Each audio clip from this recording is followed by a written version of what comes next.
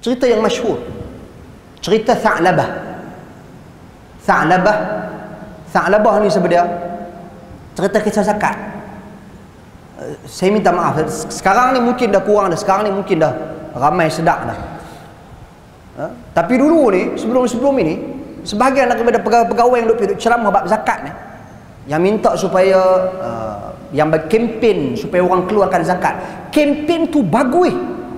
Tuntutan mengeluarkan zakat ni, gerakkan, ajak orang, suruh supaya orang keluarkan zakat, itu satu tuntutan, satu kewajipan. Kalau tidak, Abu Bakar As-Siddiq radhiyallahu an dalam hadis Bukhari takkan suruh orang perangi orang yang tak bayar zakat. Penting. Jadi pegawai zakat yang nak buat kerja, ajak orang kempen, orang keluarkan zakat, bayar zakat ni cemerlang, terbaik.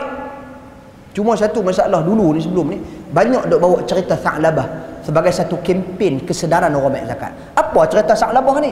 Cerita dia panjang, saya ringkaskan sikit je. Cerita dia orang susah, orang miskin. Ini cerita yang masyhur tentang dia. Cerita orang susah sampai nak pergi solat pun tak ada baju. Tuan-tuan dan puan sekalian, habis dia share baju dengan bini, mai solat, mai masuk sembahyang fardu, ambil baju bini dia pakai, mai solat, lepas tu habis solat terus balik, bini dia pula nak solat. Cerita susah sampai ke tahap tu. Sampai satu kali tu dia bertemu dengan Nabi. Nabi tanya, hang ni nak pergi mana? Apa hang nak minta ni? Aku nak minta Allah kepada Allah Subhanahu Wa Taala. Dia kata, doakan aku agar aku jadi kaya. Tuan-tuan dan puan sekalian, maka Nabi pun berdoa Allah Subhanahu Wa Taala anugerahkan kepada seekor kambing, sepasang kambing. Maka kambing ni, tuan-tuan dan puan sekalian, dapat anak, dapat jadi kambing, jadi seekor, 2 ekor, jadi banyak beranak. Dia jadi usahawan kambing yang terkenal. Daripada solat 5 waktu sehari semalam tadi ni, tuan-tuan dan puan sekalian, dah kurang dah, tak solat berjamaah dah. Lepas tu tinggal solat dah, tak main masjid dah. Lepas tu bila dah kaya sangat, Nabi hantar orang pergi kutip zakat. Zakat pun tak mau bagi dah, tak bayar zakat dah.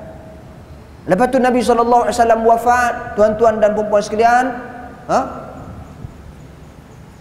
dia perniagaan dia mula menurun. Sebelum Nabi wafat, perniagaan dia menjunam, turun. Kambing dia mula mati. Bila dia sedang lagu tu, dia mula nak pergi bayar zakat. Nabi tak terima zakat dia. Lepas tu pula Nabi wafat, Abu Bakar naik, Abu Bakar tak terima zakat dia.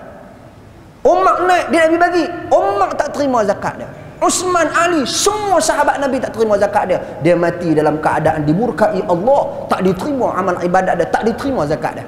Cerita, lepas tu kita pun keluar zakat bagi. Tuan-tuan dan puan sekalian, memang cerita tersebut menginsafkan. Tapi benarkah atau sahihkah cerita tu? Itu dia cerita tu.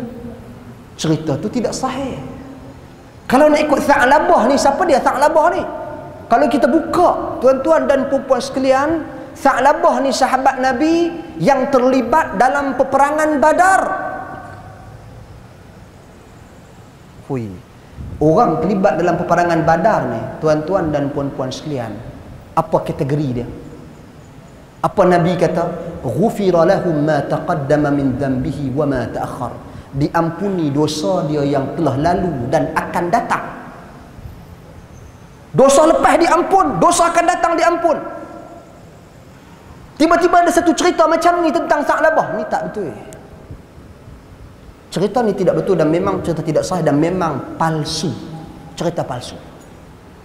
Tuan-tuan.